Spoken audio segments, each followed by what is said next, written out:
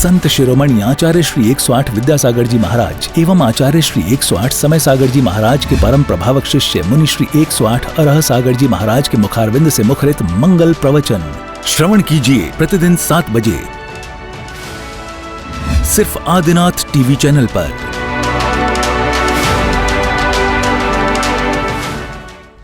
राजस्थान के किशनगढ़ का Tilak stone and arts private limited, जो अपनी चमक दमक के लिए प्रसिद्ध है, जहां पर मिलता है हर प्रकार का उच्च क्वालिटी का मार्बल एवं उससे बने उत्पाद, ऐसे ही तिलक ग्रुप परिवार को सौभाग्य मिला है परम पूज्य मुनि श्री अरह सागर जी महाराज के प्रवचन का पुण्यार्जक बनने का। ये एक ऐसा परिवार है जो समाज एवं संत सेवा में हमेशा अग्रसर रहता है और इसकी सेवाएं भी हमेशा उपलब्ध रहती हैं। इस कार्यक्रम के पुण्यार्जक हैं स्वर्गीय श्री ताराचंद जी प्रेमलता जी गंगवाल की पुण्य स्मृति में प्रवीण संजय राजीव ऋषिका शाश्वत एवं विधान गंगवाल तिलक ग्रुप और तिलक मार्बल परिवार किशनगढ़ राजस्थान के सौजन्य से। वेबसाइट www.tilakstonearts.com, संपर्क सूत्र 9319374633, ईमेल sales@tilakstonearts.com। इस कार्यक्रम के पुण्यार्जक हैं स्वर्गीय श्री ताराचंद जी प्रेमलता जी गंगवाल की पुण्य स्मृति में प्रवीण संजय राजीव ऋषिका शाश्वत एवं विधान गंगवाल तिलक ग्रुप और तिलक मार्बल परिवार किशनगढ़ राजस्थान के सौजन्य से। वेबसाइट www.tilakstonearts.com, संपर्क सूत्र 9319374633, ईमेल sales@tilakstonearts.com।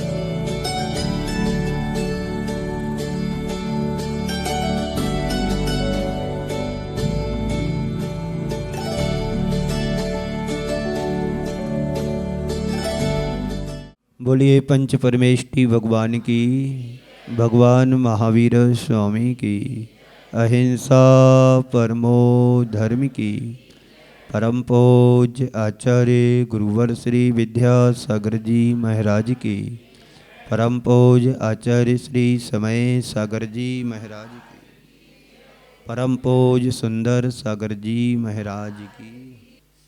जीवन में 4 बातें अत्यंत दुर्लभ मानी गई हैं। वो 4 बातें क्या हैं, आज हमें इस पर थोड़ी सी चर्चा करना है। नंबर 1,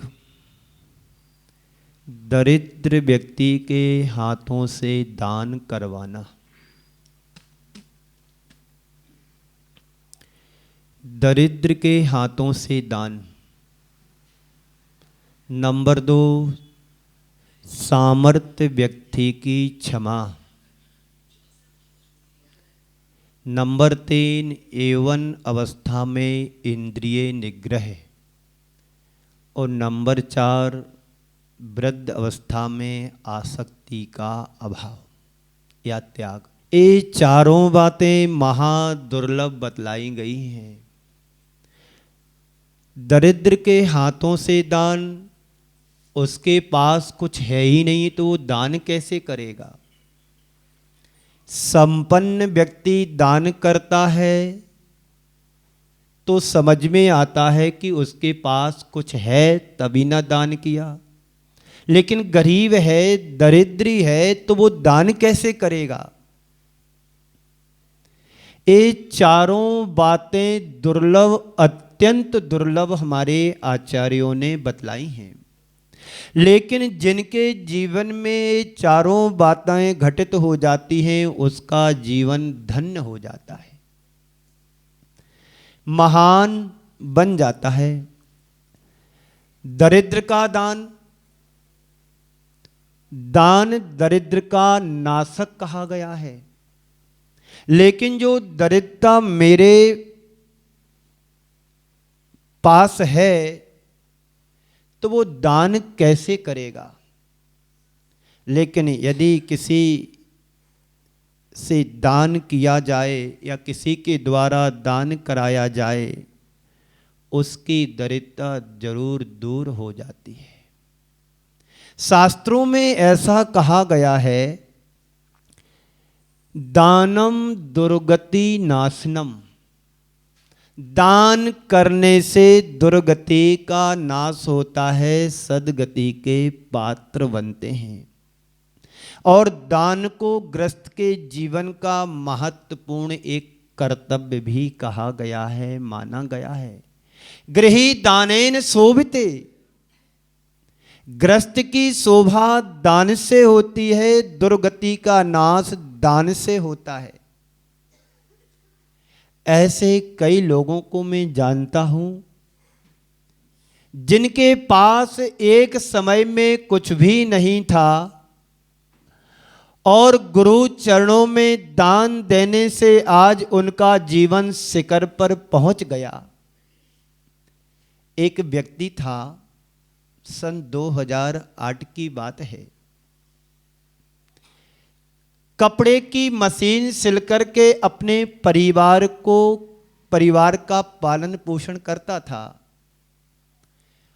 उसने 1 माह तक चौका लगाया पर आचार्य श्री का आहार नहीं हो पाया।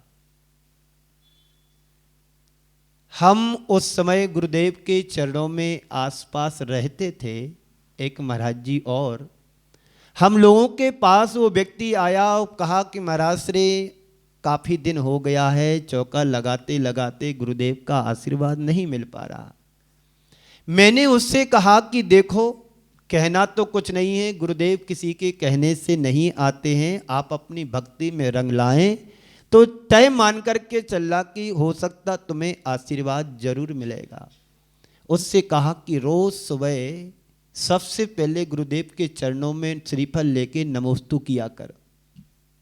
4 से 5 दिन उसके श्रीफल चढ़ाने से, नमोस्तु करने से जो पुण्य बना, और 6वें दिन उसके यहां गुरुदेव का आहार, बिना कहे कुछ कहे गुरुदेव का आहार हो गया। आहार तो हो गया, आहार देने का ये फल उसे मिला। साल 6 महीने में उसकी प्रोग्रेस बहुत अच्छी हो गई। एक किसका फल है? दानम दुर्गति नाशनम, दरिद्रता का नाश यदि करना चाहते हैं तो सदपात्र को दान देना शुरू कर दो। इसलिए ग्रस्त की शोभा दान से होती है। लेकिन कोई संपन्न व्यक्ति दान करता है तो उसके हिसाब से ठीक रहता है, लेकिन यदि कोई दरिद्र व्यक्ति दान करता है तो यह दान नहीं, एक आश्चर्य की बात होती है। आज से 200-150 वर्ष पहले किसी ने सोने की नसिया को बनवाया, आज वहां लाखों लोग दर्शन करके अभिभूत होते हैं, और वो दान उनके लिए परमार्थ से जोड़ने का काम करा गया। स्वर्गों की विभूति उन्हें मिली होगी। यहां सोने की विभूति को तैयार कराया, वहां स्वर्ग में सोने का मिला होगा सब कुछ। ये तो काल के द्वारा मिट सकता है, मिट जाएगा, लेकिन जो उन्होंने पाया होगा वो शाश्वत पाया, वो कभी मिटने वाला तो बहुत दुर्लभ है दरिद्र व्यक्ति को दान करना। एक राजा था, उसका नाम अजित सेन था और उसके भाई का नाम भीमसेन था। लेकिन किसी पर चक्र ने आकर के उसके ऊपर आक्रमण कर दिया। उस राजा को सब कुछ छोड़ करके विशेष गुप्त रास्ते से भागना पड़ा, और भागता गया बहुत दूर निकल गया। उसके साथ में उसकी पत्नी भी थी, रानी। लेकिन अपने राज चिन्हों को छिपाने के लिए उसने क्या किया? सारे आभूषण उतारे, खुद के और अपनी पत्नी के, और एक पोटली में बांध करके नदी के किनारे उसने रख दिए और नहाने स्नान करने के लिए गया। ऊपर से एक बंदर आया और वो पोटली लेकर के भाग गया। कहते ना, गरीबी में गीला आटा। आपका तो सूखा है, कुछ भी बना सकते हो, हलवा भी बना लो, पराठे भी सेक लो, रोटी भी बना लो, और बाटी भी बना लो, कसार भी बना लो, जो चाहो वो बना लो। अब आटा गीला हो गया तो अब कुछ नहीं बन सकता, लेई के अलावा चिपकाने के लिए काम आएगी वो भी।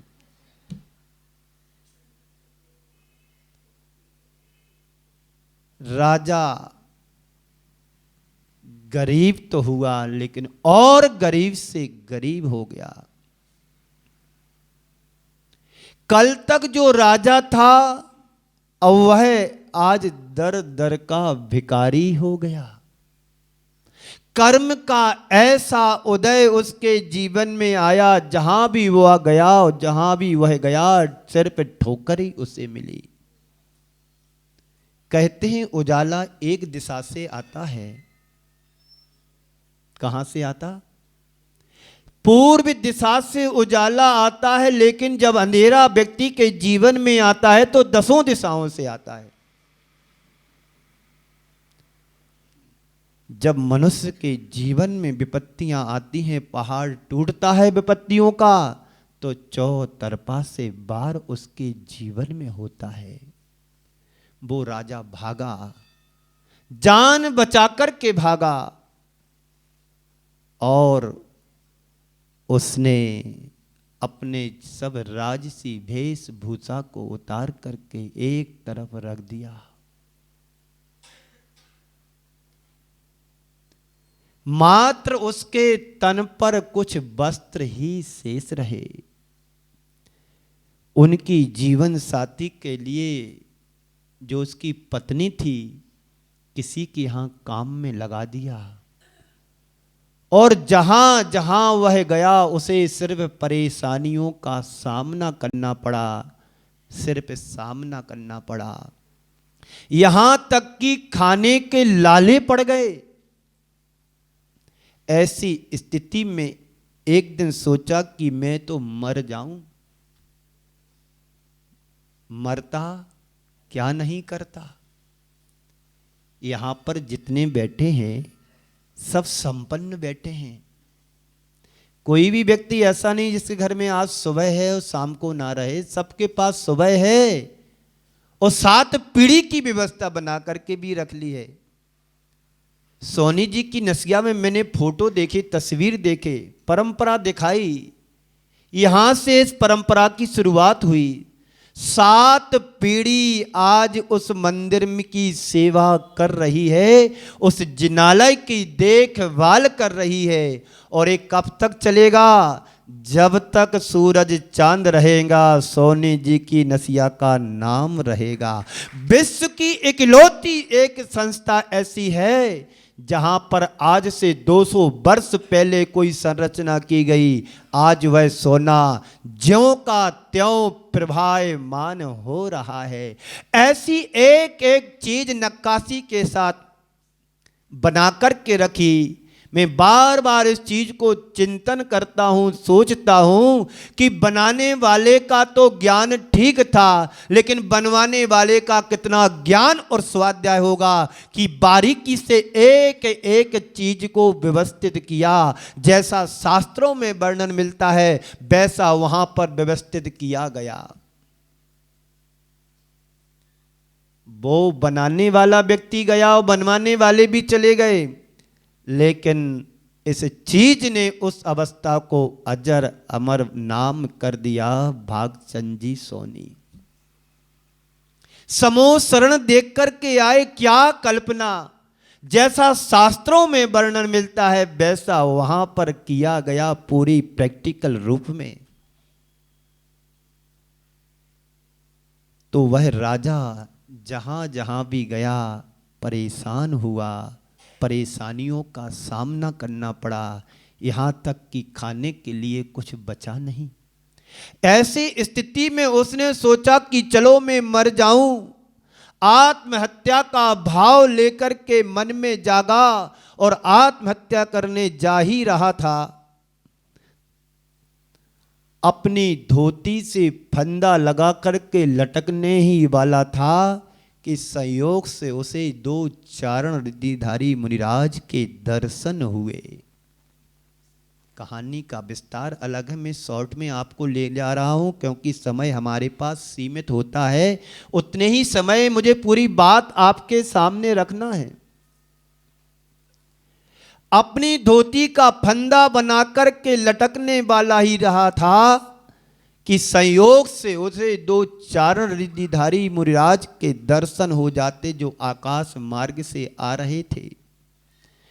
और उसने देखा कि चलो मुनिराज आ रहे हैं, मरने तो मैं जा ही रहा हूं, चलो एक बार मुनिराज के दर्शन कर लूं तो हो सकता मेरा कुछ उद्धार हो जाए,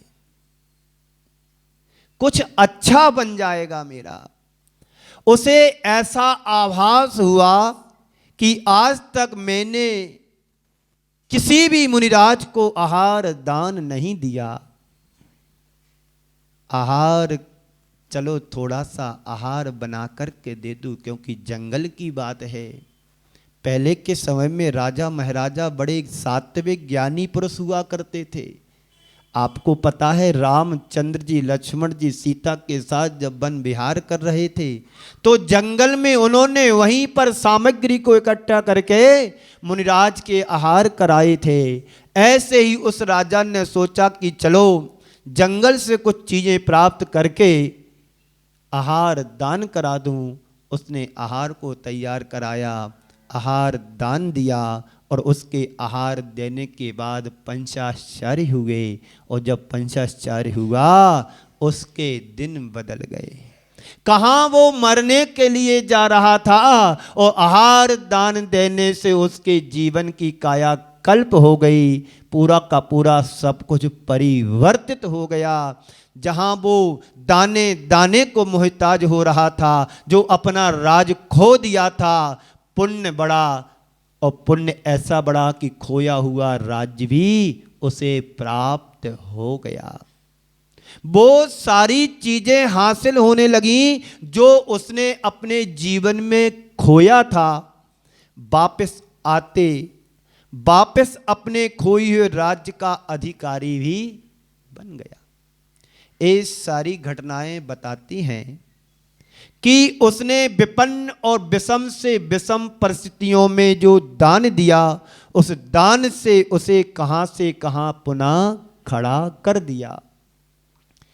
एक अंतराय उसके जीवन में बनकर के आया था, जिस अंतराय के परिणाम स्वरूप उसे दर दर का भिखारी बनना पड़ा, सामना करना पड़ा। अंतराय छटते ही सब चीजें सारी ज्यों की त्यों व्यवस्थित हो गईं। ये तो एक पौराणिक कथा है, लेकिन मन में ऐसा कई लोगों के जीवन में होता है।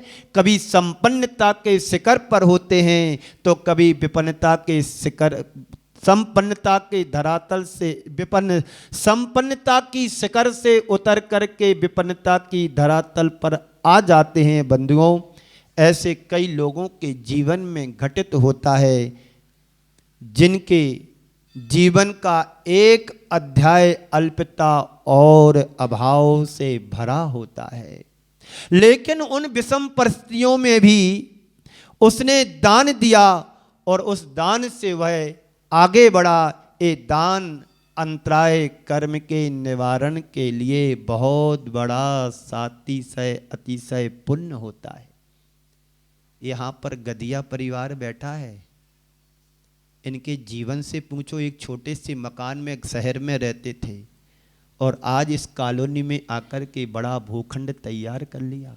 और आप लोगों ने थोड़ा थोड़ा सा दान निकाल करके जिनालय का निर्माण कर लिया और सामने एक संतशाला भी बना ली। एक किसका परिणाम है? दान का ही फल है कि थोड़े से दान से बहुत बड़ी संपत्ति को आपने खड़ा कर लिया। दान देने से कभी घटता नहीं है, बढ़ता ही है, बढ़ता ही है, और इतना बढ़ता है जो आपने कभी सोचा ही नहीं होगा। हमारी समाज के भामाशाह के रूप में जिसे हम जानते हैं, आर के ग्रुप, जो आर के ग्रुप वाले अशोक जी पाटनी जी हैं, वो हमेशा दान के लिए उदारता से बरसाते रहते हैं। कोई भी व्यक्ति छोटा बड़ा कोई भी चला जाए, उनके दरवाजे से कभी कोई खाली हाथ, और ज्यादा पुरानी बात नहीं है, 1994-95 से उन्होंने दान देना शुरू किया, और अभी कितने वर्ष हुए? 30 वर्ष से ज्यादा नहीं हुआ। आज देख लो, संपन्नता की शिखर पर हैं। हो सकता उनसे ज्यादा पैसा आपकी समाज में यहां पर भी हो, लेकिन क्या काम का? जो धन का सद्व्यय नहीं कर सकता, उसके धन की क्या मान्यता है? दान दे मन हर्ष विशेषे वाली युक्ति को चरितार्थ करना चाहिए। दान देने का जब अवसर आए तो सबसे पहले नाम मेरा आए, सबसे पहले नाम मेरा आए, सबसे पहले नाम मेरा आए, ये भाव मन में जगना चाहिए। दान की बात आते तुम्हें समस्या नहीं दिखना चाहिए, अरे अब तो हम फंस गए। जैन साहब, इंजीनियर अनिल जी, मन में ऐसा भाव नहीं आना चाहिए कि अब तो गुरु के पास में फंस गया। फंसे तो तुम पहले से हो, संसार की घर गृहस्थी की माया में जकड़े हुए हो। मैंने एक दिन कहा था, मकड़ी स्वयं जाल बुनती है, और जाल बुनते ही बुनते अपने जीवन को नष्ट कर देती, उसी जाल में प्राण गंवा देती है। संसार का हर प्राणी की कहानी यही है, अपने द्वारा संसार का जाल बुनता है, उस जाल में बुन करके स्वयं उसमें फंस करके वहीं पर प्राणों को खो देता है। तो कई बार आप लोग ऐसा सोचते हैं कि अभाव में क्या दान करूं। सद्भाव में दान करते हैं, उसका प्रभाव अल्प होता है। जो अभाव में दान करता है उसका प्रभाव बड़ी तीव्रता से बढ़ता है। सर सेठ हुकुमचंद जी के बारे में आप सभी ने सुना होगा। उनके जीवन में एक समय ऐसा आया था कि बड़ी गरीबी से उन्हें गुजरना पड़ा। जो कुछ उन्होंने पाया था धीरे धीरे नष्ट होने लगा। एक दिन उनकी श्रीमती ने कहा कि देखो, तीव्र अंतराय कर्म का उदय चल रहा है, इस घड़ी में भी कुछ दान करना चाहिए। ऐसा कहा जाता है। उस घड़ी में भी उन्होंने कंचन बाई प्रसूति का गृह का निर्माण कराया, और उस दान करने से जो उनकी स्थिति सुधरी, और सुधरी क्या, वो संपन्नता के शिखर पर पुनः पहुंच गए। दान की महिमा के बारे में कहा जा रहा है। पुनः खड़े हो गए। मन में यदि अच्छे भाव होते हैं तो व्यक्ति अभाव में भी बड़े बड़े काम कर लेते हैं, और अच्छे भाव के अभाव में भी कुछ व्यक्ति नहीं कर पाता है। सब सोचते ही विचार करते ही रह जाता है। तो सवाल ये नहीं कि मेरे जीवन में क्या है, महत्वपूर्ण तो ये है कि मेरे जीवन की दिशा क्या है। हम किस दिशा में चल रहे, हम क्या कर रहे हैं, हमें वो दृष्टिकोण अपना करके रखना चाहिए जो हमारे जीवन का आधार बन सके। तो दरिद्र का दान हमेशा कल्याणकारी होता है। एक महिला सिकरजी में आई, मैं गुड़ायतन में था, क्योंकि मेरा दरवाजा बाहर ही था। पहले दरवाजा मेरा कमरा पहला था, महाराज जी अंदर रहते थे। उसने आकर के निवेदन किया, महाराज श्री मैं कुछ दान देना चाहती हूं। मैंने पूछा क्या देना चाहते? उसके पास थोड़ी सी चांदी थी।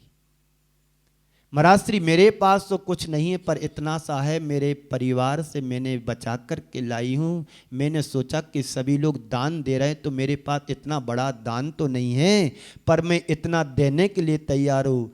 फिर मैंने कहा कि जाओ कार्यालय में संपर्क करो। वहाँ गई, उन्होंने उनसे संपर्क किया और अपनी थोड़ी सी जो चांदी उसके पास पायलें वगैरह कुछ थी वहाँ जमा कराया, दान दिया, अपने घर चली गई।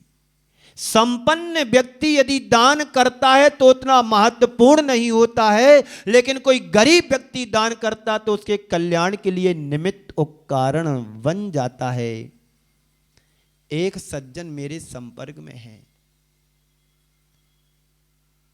उनके लिए 85 लाख रुपए का एक बहुत बड़ा किसी कारोबार में घाटा लगा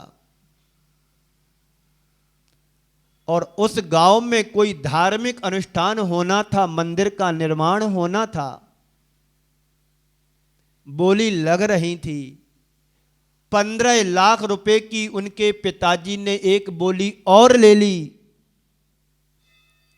मिलने वालों ने कहा कि भाई क्या तुम पागल हो गए हो? अभी अभी 85 लाख रुपए का तुम्हें घाटा लगा है और 15 लाख की बोली। उसने कहा कि भैया इतना बड़ा नुकसान हुआ और आपने 15 लाख की बोली ले ली। तो उसने मालूम क्या जवाब दिया? यदि 1 करोड़ का घाटा लगा होता तो भरपाई करना पड़ती ना। तो मैंने सोचा कि सब राउंड फिगर में है कि 15 लाख भी उसमें गए और मेरा पुण्य होगा तो पुनः लौट करके आएगा। ये सोच, ये दृष्टिकोण हमारे अंदर आना चाहिए। आप लोग करते क्या हो? कहीं पर बड़ी राशि 2-5 लाख रुपए की बोल देते हो और फिर बाद में कोई 2-5 11,000 21,000 का दान की बात आती तो क्या कहते हो? अभी तो मुझे वहां का देना, अभी हमारे पास व्यवस्था नहीं है। बोलो यही ना जवाब मिलता है?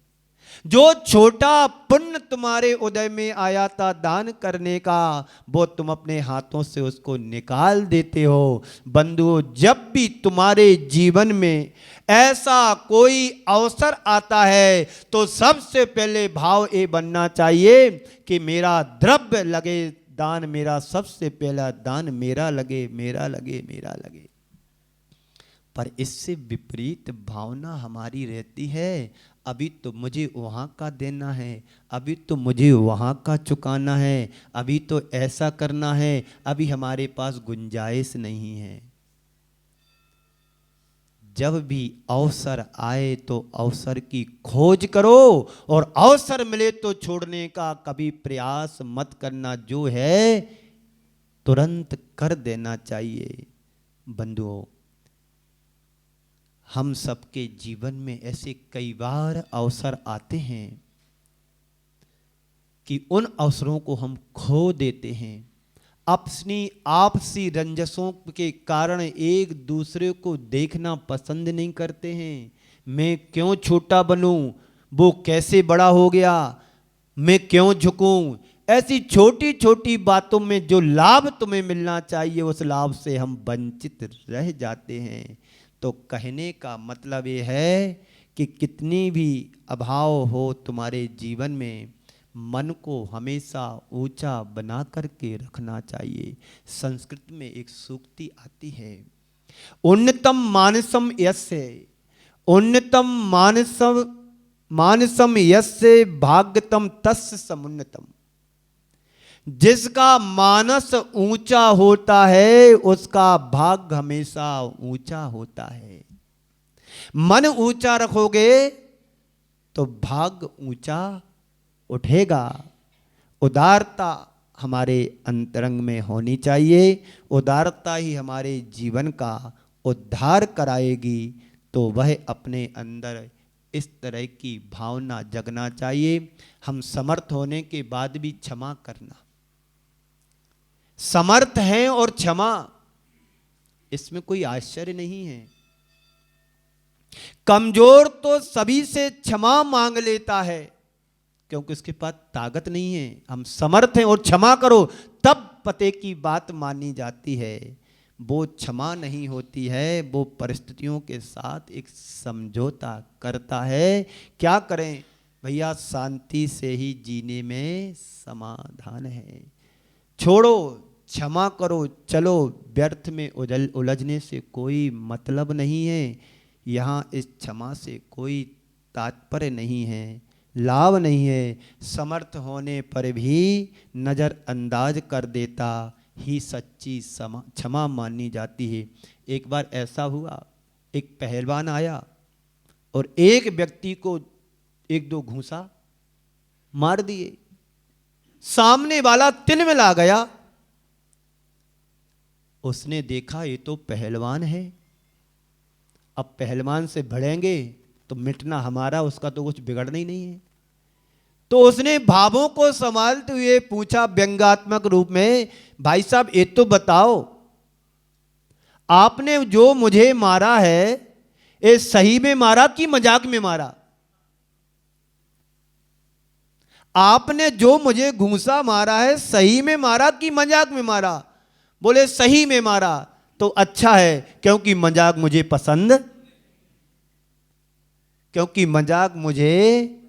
पसंद नहीं है।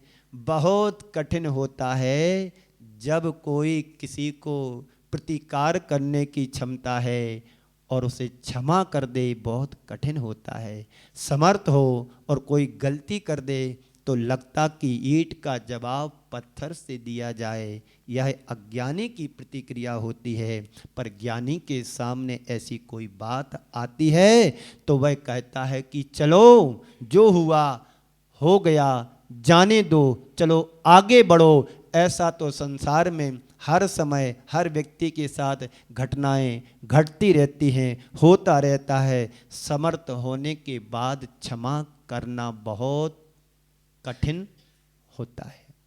छोटी छोटी बातों में जो हम तीखी तीखी प्रतिक्रियाएं कर जाते हैं, उससे मामला उलझता हुआ चला जाता है, बढ़ता है। और यदि उनको हम नज़रअंदाज कर दें और करने की कला अपना लें तो सब कुछ सरल और सहज हो जाता है। ऐसा भाव अपने अंदर जगना चाहिए। तीसरी बात है यौवन अवस्था में इंद्रियों का निग्रह। जवानी अवस्था में जोश होता है, उस जोश में व्यक्ति अपना होश खो देता है। एक जवान व्यक्ति से बात करो थोड़े ऊंचे नीचे सुर में, क्या करेगा वो? ईंट का जवाब पत्थर से देगा। उसने अपना होश जोश में खो दिया।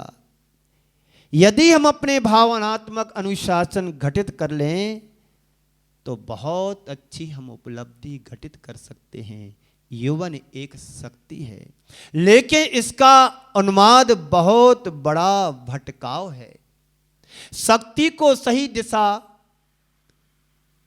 विनियोजित करो, उसे रचनात्मक दिशा दो और परमार्थ से जुड़ करके अपने जीवन को आगे बढ़ाओ तो जीवन का कायाकल्प हो सकता है।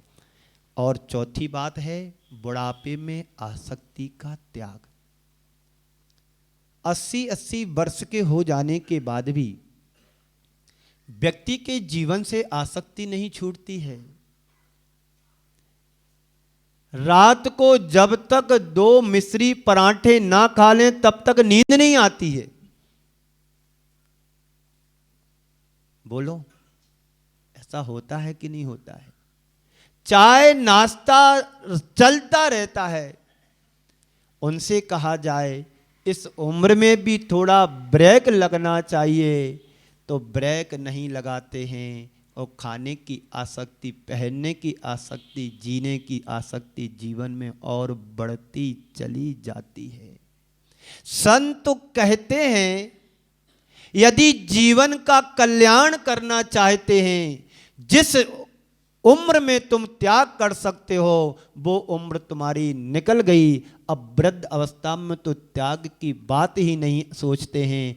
जीवन में आती ही नहीं आती है, और हमारी आसक्ति विषयों को देख करके, वस्तुओं को देख करके, चीज़ों को देख करके, खाने की हो या पहनने की हो, उसमें बढ़ती ही जाती हमारी आसक्ति। त्याग और संयम की बात की एक उम्र होती है, जो बाल अवस्था में संयम का पालन करते हैं वही आगे जाकर के अपने जीवन का कल्याण कर पाते हैं। मैं अपनी वाणी को यहीं पर विराम देता हूँ इन 4 पंक्तियों के साथ। हिम पर हक है गलने वालों का, हिम पर हक है गलने वालों का, पथ पर हक है चलने वालों का। पथ समझते ना? एक बार कहा, भैया तुम महावीर के मार्ग पर चला करो, महावीर के पथ पर चला करो। बोले आप चिंता नहीं करो महाराज श्री, मेरे मार्ग का नगर पालिका वालों ने महावीर मार्ग रख दिया, मैं सुबह से शाम उसी मार्ग पर चलता हूँ, सुबह से शाम उसी मार्ग पर चलता हूँ। ऐसे लोगों से भगवान बचाए। बात कुछ और कहने की थी, बात कुछ उस लहजे में कह दी, तो हमारे लिए जो जीवन मिला है, शेष जीवन को विशेष बनाने के लिए भगवान महावीर के सिद्धांतों को अपनाएं, उससे अपने जीवन का कल्याण करें। तो इसी मंगल भावना के साथ हिम पर हक है गलने वालों का, हिम पर हक है गलने वालों का, पथ पर हक है चलने वालों का, दीपक पर अधिकार है सभी का, दीपक पर अधिकार है सभी का, और लौ पर हक है जलने वालों का, लौ पर हक है जलने वालों का। बोलिए परम पूज्य आचार्य गुरुवर श्री विद्यासागर जी महाराज की। इस कार्यक्रम के पुण्यार्जक थे स्वर्गीय श्री ताराचंद जी प्रेमलता जी गंगवाल की पुण्य स्मृति में प्रवीण, संजय, राजीव, ऋषिका, शाश्वत एवं विधान गंगवाल, तिलक ग्रुप और तिलक मार्बल परिवार किशनगढ़ राजस्थान के सौजन्य से। वेबसाइट www.tilakstonearts.com, संपर्क सूत्र 9319374633, ईमेल sales@tilakstonearts.com। संत शिरोमणि आचार्य श्री 108 विद्यासागर जी महाराज एवं आचार्य श्री 108 समय सागर जी महाराज के परम प्रभावक शिष्य मुनि श्री 108 अरह सागर जी महाराज के मुखारविंद से मुखरित मंगल प्रवचन श्रवण कीजिए प्रतिदिन 7 बजे सिर्फ आदिनाथ टीवी चैनल पर।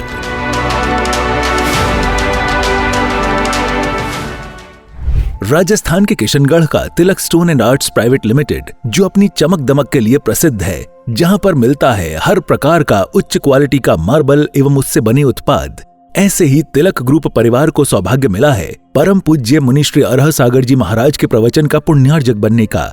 ये एक ऐसा परिवार है जो समाज एवं संत सेवा में हमेशा अग्रसर रहता है और इसकी सेवाएं भी हमेशा उपलब्ध रहती हैं। इस कार्यक्रम के पुण्यार्जक हैं स्वर्गीय श्री ताराचंद जी प्रेमलता जी गंगवाल की पुण्य स्मृति में प्रवीण, संजय, राजीव, ऋषिका, शाश्वत एवं विधान गंगवाल, तिलक ग्रुप और तिलक मार्बल परिवार किशनगढ़ राजस्थान के सौजन्य से। वेबसाइट www.tilakstonearts.com, संपर्क सूत्र 9319374633, ईमेल sales@tilakstonearts.com।